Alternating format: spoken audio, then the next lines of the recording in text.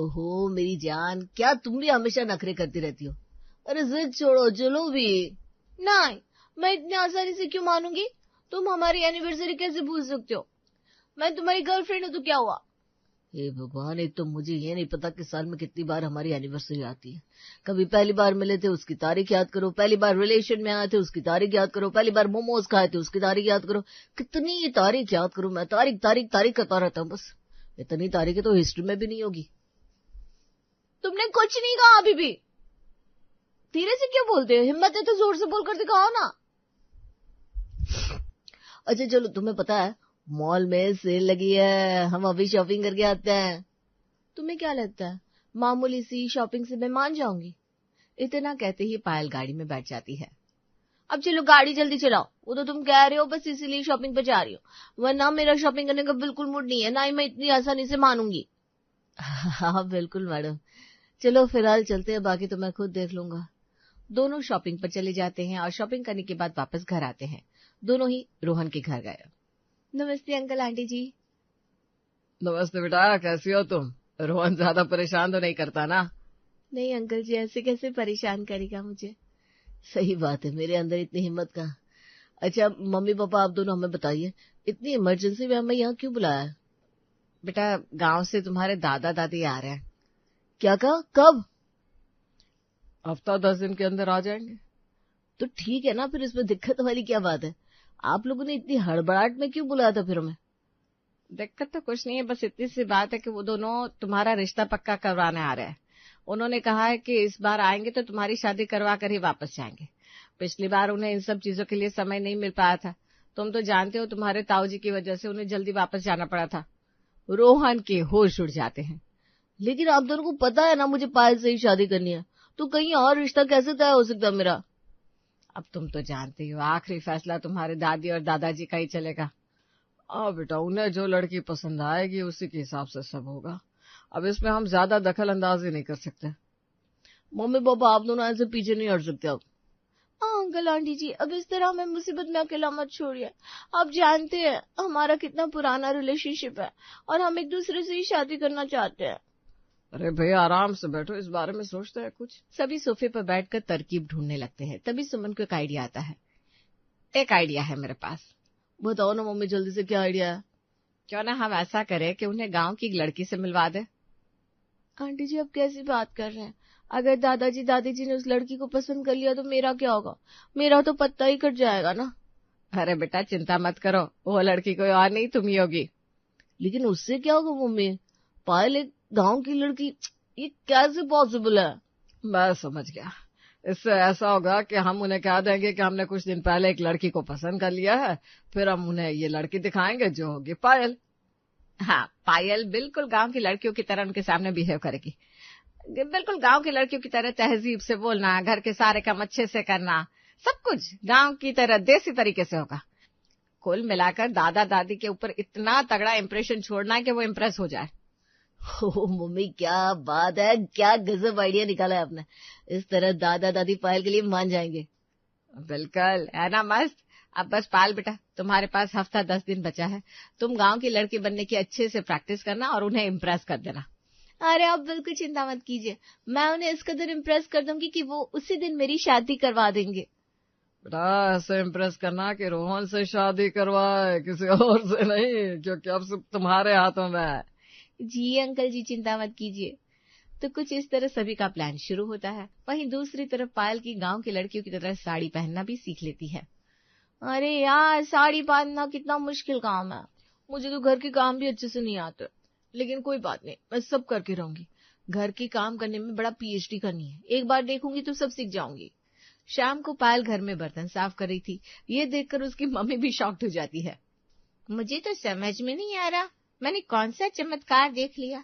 क्या तुम सच में मेरी ही बेटी हो? कहीं तुम मेरी बेटी के रूप में कोई एलियन तो नहीं हो?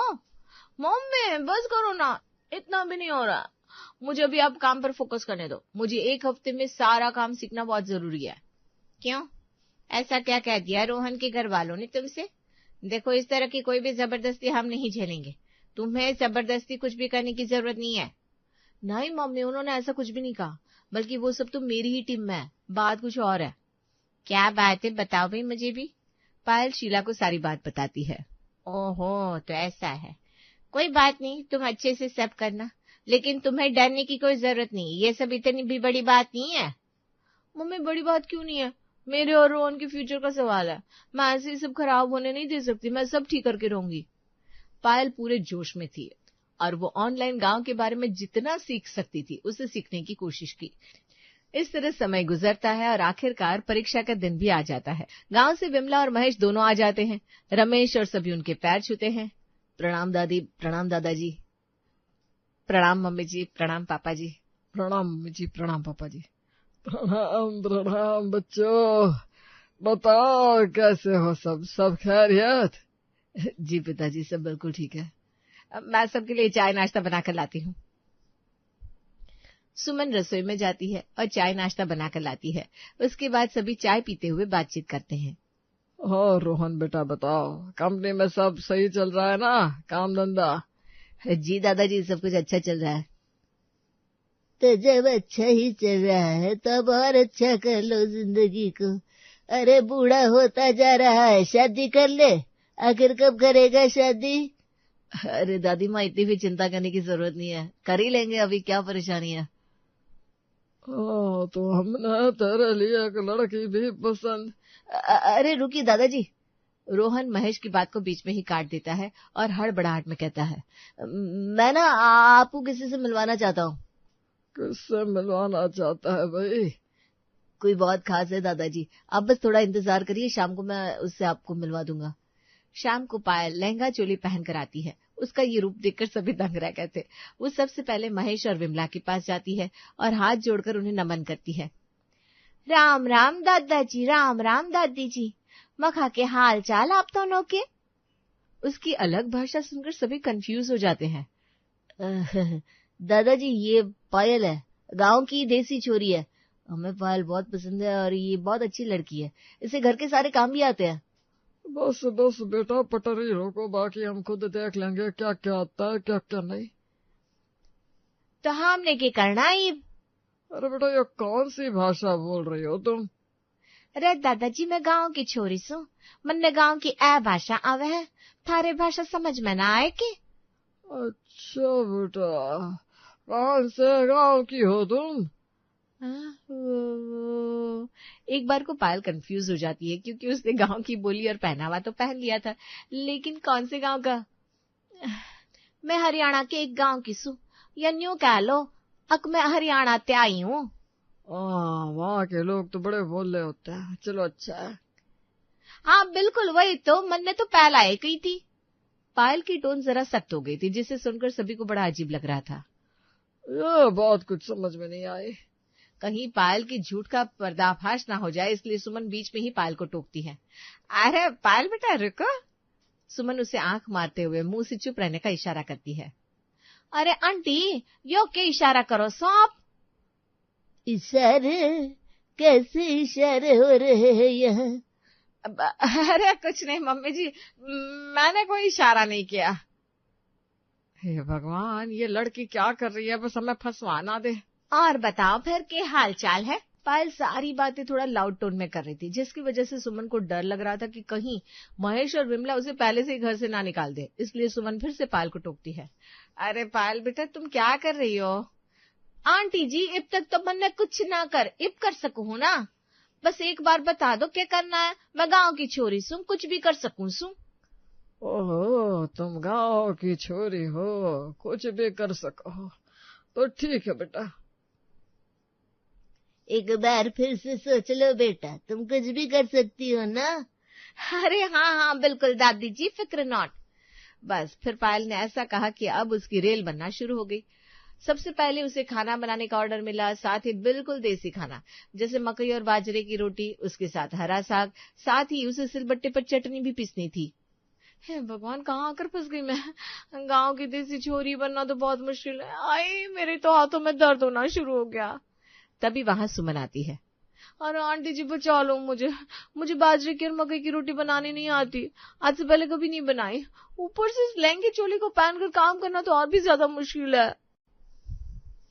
देख बेटा, मैं जानती हूँ तेरे लिए सब बहुत मुश्किल है, लेकिन तुझे लहंगा चोली पहनने के लिए किसने कहा था? वो मैंने ऑनलाइन देखा था कि गांव में इस तरह के कपड़े पहनते हैं। अरे बेटा, गांव का मतलब ये नहीं होता कि पुराने जमाने के कपड़े पहनने हैं। गांव में बस देसी खान पान और संस्कार होते हैं। लेकिन आजकल तो गांव में भी ऐसे कपड़े कोई नहीं पहनता। मैं क्या करूं आंटी जी? तुझे सबको अच्छा अच्छा बनाकर खिलाना होगा। जैसे गेहूं की रोटी बनती है ना, बस वही सोचकर बाजरे की रोटी बना देना। अब मैं चलती हूँ, ज्यादा देर यहाँ नहीं रोक सकती। जैसे फोन में बाकी सब भाषा भी सीखी है ना, ऐसे ही रोटी बनाना भी सीख ले। ये कौन सी बड़ी बात है? ले फोन मैं चला देती हूँ। चटनी पीसने के बाद पायल बड़ी मुश्किल से परेशान होते हुए सबके लिए बाजरे और मक्के की रोटी बनाती है। रोटी का हाथ तो जलकर कोयले जैसा हो गया था। अरे बेटा, ये रोटी है या कोयला? अब दादी जी, बाजरे और मक्की की रोटी तो सकते हैं होवे ना, बस जाता है। अरे इतनी भी सख्त नहीं होती कि किसी के खाने पर उसके दांत ही तोड़ दे। वो तो शुक्र है पहले ही मेरे सारे दांत टूट गए, वरना ऐसी रोटी खाकर एक भी दांत बचने वाला नहीं था मेरा। बेटा, इसके साथ मक्खन तो है नहीं, खाने का मजा नहीं आएगा। एक काम करना, कल से तुम मक्खन भी निकाल लेना, फिर खाने का मजा दोगुना हो जाएगा। हाँ, कल तो तुम्हें और भी बहुत सारे काम करने हैं। इस तरह पहले ही दिन पायल से बहुत सारा काम करवाया जाता है और वो अपने घर जाते ही बेड पर लेट जाती है। भगवान, आज तो मेरी कमर टूट गई। ये सब नाटक करना कितना मुश्किल है। कल देखते हैं क्या होगा। अगले दिन पायल साड़ी पहनकर जाती है। देखो कितनी प्यारी लग रही है। हाँ हाँ, धन्यवाद दादी जी। अच्छा, तो आज की करना है मन ने?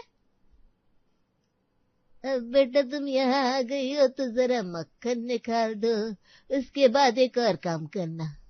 क्या काम दादी जी? अरे बेटा, पहले मक्खन तो निकाल कर लाओ, फिर बताती हूँ। अब पायल को मक्खन निकालना तो आता नहीं था, लेकिन जैसे तैसे करके बड़ी स्ट्रगल करने के बाद वो मक्खन निकाल लेती है। बेचारी काफी थक जाती है, लेकिन वापस हॉल में आती है। अब क्या करना है? कुछ नहीं बेटा, जरा हमारे पैर दबा दे। अब तू तो गांव की छोरी से, तुझे तो इन सब की आदत होनी है। हाँ हाँ बिल्कुल, बहुत घनी आदत से। अब पायल पहले 2 घंटे तक विमला के पैर दबाती है, उसके बाद अब अपने दादाजी के पैर भी दबा दे। फिर वो महेश के पैर दबाती है। पायल थककर इतनी चूर हो गई थी। अब अगले कुछ दिनों तक पायल का ये रूटीन बन गया। जो महेश और विमला उसे करने को कहते उसे करना पड़ता। एक दिन जब वो ऊपर छत पर जाती है तब रोहन, क्या बात है, इस तरह साइड में क्यों बुलाया? मैं बहुत ज्यादा थक गई हूँ, अब मुझे नहीं होता ये गाँव की छोरी बनने का काम। कितना मुश्किल है दादा दादी को पटाना, मुझसे और नहीं होने वाला। लेकिन देखो जान, हमें करना तो होगा ही। बस कुछ दिन की बात और है, फिर हम दोनों की शादी हो जाएगी। थोड़ी सी मेहनत और कर लो ना। सारी मेहनत मैं कर रही हूँ, तुम्हें तो कुछ नहीं करना पड़ रहा है। तुम्हें पता है, घर का इतना सारा काम करने के बाद 2-4 घंटे पैर दबाने पड़ते हैं। अभी तो मुझे दादी जी के सिर की चंपी भी करनी है। पता है, सिर की चंपी 1-2 घंटे तक करनी पड़ती है। मेरे हाथ में कितना ज्यादा दर्द हो रहा है मम्मी। अब ओके, मैं समझ सकता हूँ। देखो, बस कुछ टाइम की बात है, थोड़ा सा और बर्दाश्त कर लो प्लीज। पायल वापस नीचे आती है, जहाँ विमला तेल की कटोरी लिए उसका इंतजार कर रही थी। अरे बेटा, आ गई। मैं कब से तेरा इंतजार कर रही थी। सच में तू न सिर की मालिश बहुत अच्छी करती है। आजा, मेरे सिर की चंपी कर दे। जी, अभी कर देती हूँ। अरे बेटा, तूने तो शुद्ध हिंदी बोली आज। है ना, मन ने कद बोली। लगता है हमारे साथ रहकर तुझे भी शुद्ध हिंदी बोलने की थोड़ी आदत सी हो गई। तू भी जल्दी ही सीख जाएगी। हाँ। अब पायल अगले 1 घंटे तक विमला के सिर की चंपी करती है। पायल के हाथ में बहुत दर्द हो रहा था, लेकिन बेचारी और करती भी क्या। ये नाटक कुछ दिन चला। एक दिन पायल फिर से उनके घर आती है। तब सभी हॉल में बैठकर उसका इंतजार कर रहे थे। क्या बात है, सब इतने सीरियस क्यों बैठे हो? बेटा, हमने रोहन के लिए एक लड़की पसंद की है। हम तुम्हें उस लड़की की फोटो दिखाना चाहते हैं। क्या? हम यहाँ रोहन बेटे की शादी करवाने ही तो आए थे। लेकिन दादाजी। लेकिन क्या बेटा, क्या कहना चाहते हो तुम? वो ये कि अरे साफ साफ बोलो ना दादाजी, क्या मैं आपको पसंद नहीं आई? क्या मेरी और रोहन की शादी नहीं हो सकती? नहीं बेटा, माफ करना, लेकिन गांव की देसी लड़की रोहन बेटे के लिए ठीक नहीं रहेगी। हमें एक लड़की बहुत पसंद आई है और वो हमें पहले से ही पसंद है, पर इसने हमारी बात सुनी ही नहीं और तुमसे मिलवा दिया। अगर इसने पहले पूरी बात सुन ली होती तो इतना कुछ ना होता। ये बात सुनकर पायल की आंखों में आंसू आ गया। तुम चिंता मत करो, तुम भी बैठ जाओ। उस लड़की के माता पिता बस यहाँ आने ही वाले हैं। वो लड़की बहुत अच्छी है, अच्छे खानदान से है। बेटा तुम भी उस लड़की को देख कर जाना और बताना कैसी लगी। ठीक है दादाजी। तभी वहां पायल के मम्मी पापा आते हैं। प्रणाम अंकल जी, आंटी जी। प्रणाम प्रणाम बच्चों, आओ बैठो। Mummy papa? हाँ बेटा, हम भी लड़की को देखने आए हैं। सभी आराम से बैठ जाते हैं। अब लड़की की फोटो ही दिखा दीजिए जिसे हमने रोहन के लिए पसंद किया है। महेश अपनी जेब से एक लड़की की फोटो निकालता है और पायल को दिखाते हुए कहता है, ये देखो बेटा, बताओ लड़की कैसी है? फोटो देखकर पायल हैरान हो जाती है, क्योंकि वो किसी और की नहीं बल्कि खुद पायल की फोटो थी, जिसमें उसने जींस टॉप पहना था। दादाजी, ये लड़की का नाम है पायल, है ना सुंदर? बिल्कुल तुम्हारे जैसे दिखती है। लेकिन ये तो मेरी फोटो है। बिल्कुल सही कहा, ये तुम्हारी तो है फोटो। हमने रोहन के लिए तुम्हें ही पसंद किया था और तुम्हारे माता पिता से पहले ही बात हो चुकी थी। उस दिन हम रोहन को तुम्हारी फोटो दिखा रहे थे, लेकिन इस गधे ने हमें बीच में टोक दिया और बोला ये हमें किसी खास से मिलवाना चाहता है। अगले दिन हमने तुम्हें देखा और पहचान लिया कि वो खास कोई और नहीं, हमारी पसंद की हुई लड़की है। तो दादाजी दादी जी, अगर आप दोनों को पहले से सब पता था तो आपने हमें बताया क्यों नहीं? पता तो हमें भी पहले से था, तो आपने मुझे भी पहले क्यों नहीं बताया? हमने सोचा कि हम भी नाटक का मजा ले लेते हैं। लेकिन पहले बताओ, तुमने ये नाटक क्यों किया? हमें लगा आपको शहर की लड़की पसंद नहीं आएगी, इसीलिए हमने गांव की लड़की आपके सामने पेश करने की कोशिश की, ताकि आपको पायल पसंद आ सके। ये सब पुरानी बातें है, क्या गांव क्या शहर, अब हमें इन बातों से फर्क नहीं पड़ता। हमने तो पायल बिटिया को इसीलिए पसंद किया था कि तुम्हें पसंद आएगी ऐसी मॉडर्न लड़की। तो पिताजी, आपको हमें तो पहले बताना चाहिए था। अरे जब सभी नाटक इतना अच्छा कर रहे थे तो हमने सोचा बीच में क्यों नाटक का मजा खराब किया जाए। हमने सोचा हम भी बहती नदी में हाथ धो लेते हैं। हाँ, हमें लगा कहीं ना कहीं तुम लोग हार मान ही लोगे और हमें सच बता दोगे, लेकिन किसी ने हार नहीं मानी। हमने सोचा देखते हैं कहाँ तक इस नाटक को खींचेंगे, लेकिन मानना पड़ेगा पायल बिटिया के जोश को, जो इसने हार नहीं मानी। चलो शुक्र है सब ठीक हो गया, अब तो धूमधाम से होगी शादी।